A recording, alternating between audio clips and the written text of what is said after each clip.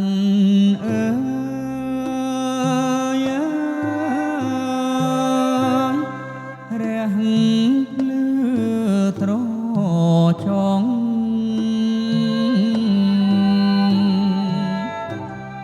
វងច័ន្ទធំអាប់អងបំភ្លឺលោកា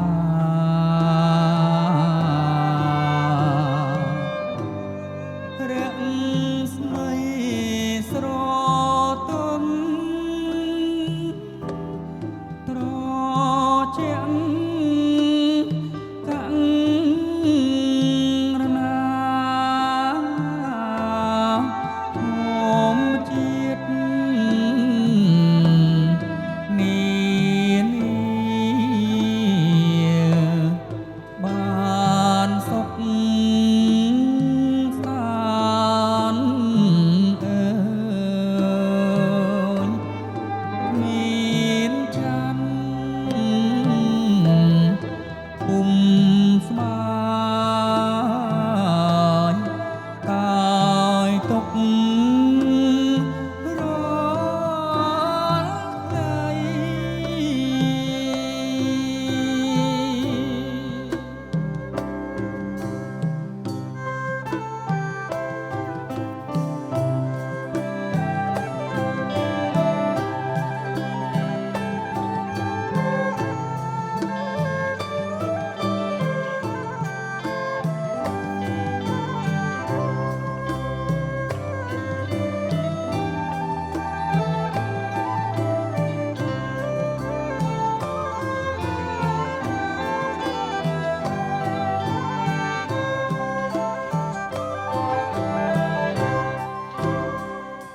ពេលនិនទ្រីងអើយនាកណ្ដាលរាត្រីក្រៀមក្រំហង្រតីព្រួយភ័យពីរឿងជីវិត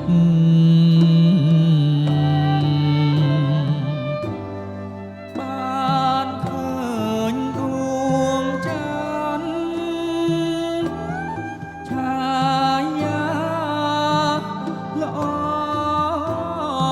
ពិតអង្អាលដួងចិត្តទុកខារសាយទ្រូងផុតខលខ្វាយព្រោះ